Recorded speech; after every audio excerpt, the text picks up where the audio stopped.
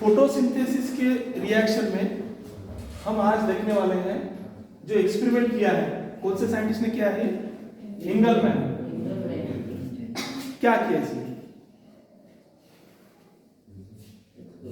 He used the prism. Prism आपको मालूम है और प्रिज्म की खासियत भी मालूम है। जब हम लाइट पास करते हैं प्रिज्म तो कितने कलर के 7 कलर का स्पेक्ट्रम फॉर्म हो जाता है, करेक्ट ना? तो ये कहाँ यूज किया उसने? तो उसने एक अलगी का कलेक्शन ले लिया। उस अलगी का नाम है क्लैडोपोरा, ग्रीन अलगी। ग्रीन अलगी है यानी फोटोसिंथेसिस उसमें होगा या नहीं होगा? फोटोसिंथेसिस होगा। और उस ग्रीन अलगी को उसने एक सस्पेंशन में रख दिया, aerobic bacteria. You are getting? वो ग्रीन अलगी के आजू बाजू में सब क्या थे? एरोबिक बैक्टीरिया थे। एरोबिक बैक्टीरिया ने किसको पसंद करने वाले? ऑक्सीजन को या कार्बन डाइऑक्साइड? ऑक्सीजन को, करेक्ट। तो फिर क्या हुआ? उसने जो प्रिज्म से जो लाइट पास किया तो उसके 7 स्पेक्ट्रम फॉर्म हुए और वो ये सस्पेंशन पर गिर गए। You are getting my point? तो उसने ऑब्जर्व किया कुछ समय बाद में ये जो बैक्टीरिया थे ना, एरोबिक बैक्टीरिया, डेफिनेटली इस प्रोसेस में फोटोसिंथेसिस होगा, O2 रिलीज होगा। बाय प्रोडक्ट क्या रहेगा? O2। तो उसमें जो 7 कलर थे ना, तो उसने देखा कि ये जो बैक्टीरिया सभी तरफ तो थे लेकिन ज्यादा एक्यूमुलेट हुए थे ब्लू और रेड कलर में। इसमें जो ब्लू कलर का जो स्पेक्ट्रम था और रेड कलर का जो स्पेक्ट्रम था उसमें ज्यादा एरोबिक बैक्टीरिया फॉर्म हुए। यानी इसका मतलब वहां ज्यादा O2 उस जगह प्रोड्यूस हुआ। यानी हम क्या कह सकते हैं कि फोटोसिंथेसिस जो होता है, जो 7 कलर है, तो उसमें ज्यादा फोटोसिंथेसिस कौन दर्शाता है? कौन सा colour? Blue and red colour क्या दर्शाता है? ज्यादा फोटोसिंथेसिस कलर में होता है।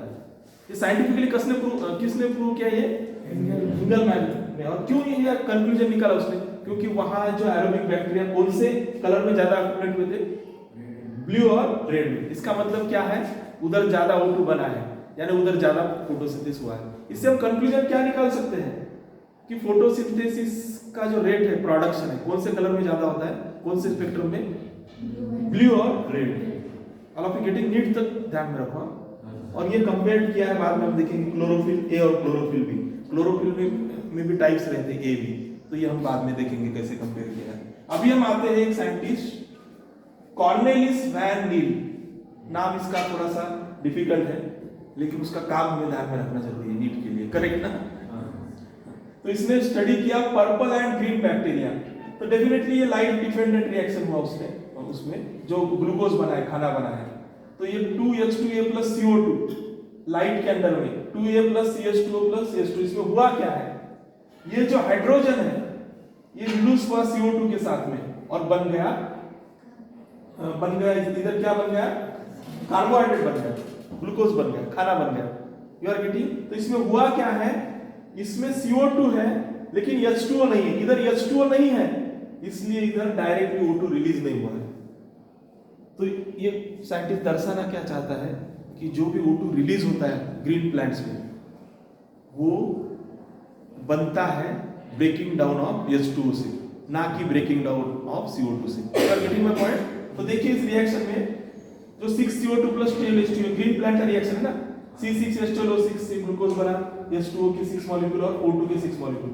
तो इसमें जो O2 रिलीज हो रहा है, साइंटिस्ट लोगों को मालूम नहीं था किससे रिलीज हुआ है। कोई कहता था CO2 से, कोई कहता था H2O से। तो किससे रिलीज होता है ये? H2O से।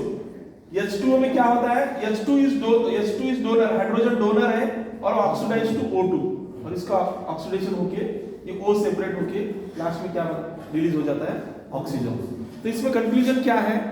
फोटोसिंथेसिस रिएक्शन में नीट के लिए ध्यान में रखो, जो बाय प्रोडक्ट O2 बनता है, ऑक्सीजन जो बनता है बाय प्रोडक्ट, वो किससे बनता है? CO2 से बनता है कि H2O से बनता है? हाँ, वाटर की ब्रेकडाउन से बनता है। यही इस साइंटिस्ट को दर्शाना है। आपको समझ में आया?